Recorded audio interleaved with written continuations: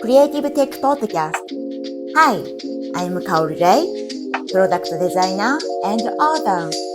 Our mission is to help people in their career and lives by sharing their creative and technology stories.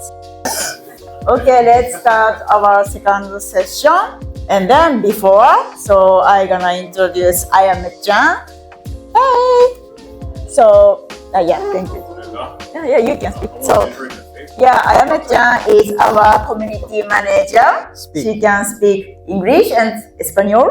No español. I can't. Yeah, please introduce yourself, whatever.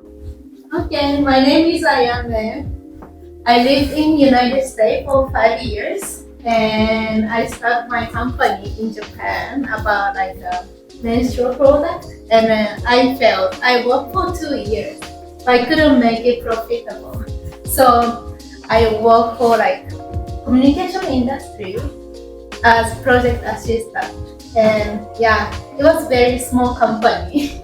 But I worked with like international people, and I really enjoy working there. And so I worked there 3.5, and I become quality project manager. But like I feel like, oh, this is not right. So I moved to Spain, and I get MBA this year. Yes, and then like I'm still working for like the project with many people, like yes. So, but I start working with Kaori to build this community. Yeah, to like support like startups, like ecosystem. Yes. So I'm so glad. I'm so glad we are building this community. Yes. Me too. I love you, Ayame. What is your fun fact? Should I step away? No, it's okay. Otosan. My fun fact is, yeah, I live in 4 different countries. Like I live in United States, Africa, Tanzania, and Spain and Japan. Which country do you love to? Spain! Woo! No offense. Spain! I see. Feel offended? What? No, US. I love Prefer Spain. Spain. But you haven't been to Ohio. No, I don't. That's I the don't problem. have potato. That's Idaho. Jared, as always, could you please introduce yourself, Jared? Round 2, introducing myself. I'm Jared from the United States, from Ohio, which is not where potato. And I worked for various Japanese companies, and then got into the startup stuff, kind of in between Japan and America. I see. What is your fun fact? My fun fact is What was your fun fact? Mine? Yeah. Live 4 countries. My fun fact is I've lived in 2 countries. Everyone. The United States and Japan. Which do you like? Ooh, Ohio. I gotta say Ohio. Yeah. That's peak life right there. I see. I was working for like an ad agency here, and I don't want to call it local. So we did kind of more, I think, the opposite of the bulk of what you guys did, where we would have Japanese clients and then go to outside, usually to North America or sometimes Europe. I don't like to use the word localization for what I was doing because working with Japanese clients in that capacity was interesting, but it was hard to call it localization. It was more of like they wanted things just translated. Japanese to English? Yeah, I feel like they kind of fell into, even though we were consulting with them, they fell into a lot of the pitfalls of what you shouldn't do, I feel like. And no matter how much we tried to convince them, a lot of it got pushed out of like, this is the Japanese, translate exactly like this into English. Were you the token guy, Jim? I probably was the token gaijin. Okay, Yeah. We all went through that. Yeah. I started off as the junior token gaijin, and then I got promoted to senior token gaijin. Respect. And then director of the token gaijins. So that's kind of how I got started. I mean, it's a bit more complicated than that, but and then got into starting a startup here, which had it was the opposite because our founding team, nobody was Japanese. So three of us were foreigners. American and Hungarian and Malaysian. Yeah. I see. What was the biggest pain point at the time? Well, navigating the Japanese market, because when you start a startup, you're not just bringing like an existing business and kind of trying to put it into the context of Japan, but it's actually a totally new business. So you have all the parts of trying to build a new business, of like the accounting and the paperwork and all that stuff, and at the same time trying to deal with, we were B2B, so trying to deal with or gain Japanese clients. And it was restaurant industry. Yeah, which is it's almost in between B2B and B2C, because there's so many restaurants, and a lot of them are, and especially in Tokyo, are mom and pop shops. Like in America, we have a lot of franchise, enterprise ones, but here it's like a lot of mom and pop shops. So it almost feels like B2C in some ways, but Mama Papa shop.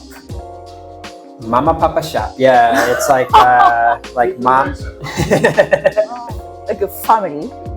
Yeah, like family run business. I see. Yeah, so like not an enterprise, not a franchise. So I mean, of course, there's franchises here, but I mean, there's a lot of ones that are independent owned. So like one person owns one store or two stores.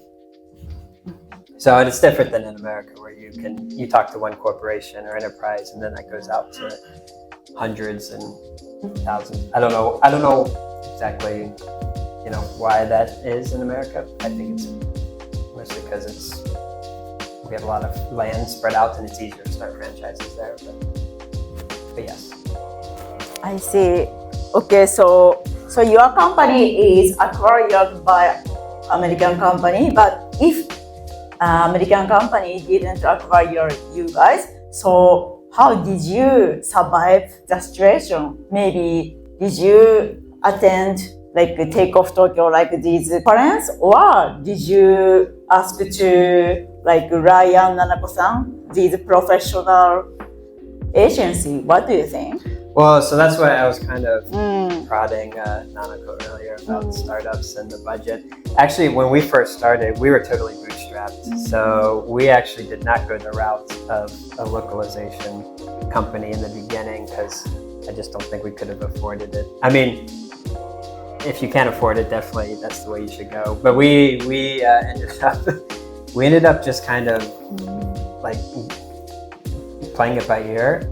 And we probably did, used a bit of Google Translate at that time. The content wasn't very good that we were coming up with, but we were, like I said, we were B2B, so we were also doing a lot of like hitting the streets, of like going around to restaurants and talking to them directly to get our first users before really getting into like the localization part in the beginning.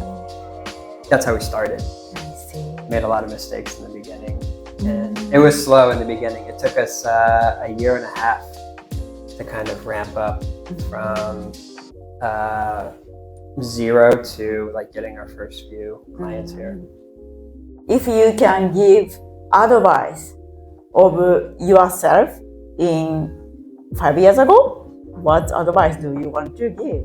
That's a good question. Well, when we started, so it wasn't by plan that not necessarily planned that we were all non-Japanese. We actually tried to find a Japanese partner in the beginning. We just never, we had a few that like kind of came on, but we were bootstrapped, so there's no salary in the beginning. We were just doing this on the side, and had a few people like would come on, and then I don't know why, but they would leave really quick.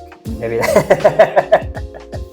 And it's interesting because we are the three of us who weren't Japanese. I don't know. We kind of maybe we were able to kind of stick together, and then and maybe there was a culture conflict or something. Maybe we didn't. It's hard to say, but we tried in the beginning to get Japanese partners, so then it never panned out. So Okay, the biggest problem is it's difficult to find Japanese co-founder who has mindset of startup like Western way. yeah, that's kind of how I felt, and of course that's not true with everybody. So if anybody is interested in finding a business partner, you can maybe check out Yenta. Yeah. I have a question. So why did you want to have like a business co-founder? Because one of the reasons I'm asking you is because like when I had a business and I had a co-founder, and then like we had a kind of conflict, and then I feel like there's a lot of companies being failed it's because the conflict and somebody has to leave or something. In So, Japan or global? Both. I think in general, I see. but like, do you think having business partner, do you think that's beneficial for you? Oh, you mean just any business partner or a Japanese one? Is the answer is gonna be different if it's in Japan or? Well, you need a business partner. I mean, I would say 100%. Unless there are solopreneurs, like there's certain businesses you can do by yourself. But if you're trying to build like a scaling startup, you have to have a team of people. I mean, Y Combinator, for example, which is like one of the leading, which is the leading accelerator in the United States, they don't take any applicants that are solopreneurs. You have to have at least 2 people. And because they know that there's not enough, there's no way that a single person can do everything from development to sales to accounting to all that. You definitely need. Yeah. Okay. And business partners should complement your skills. I think. Like I always think of it as like a band. A band. Proper band has like a drummer, a guitar player, a singer.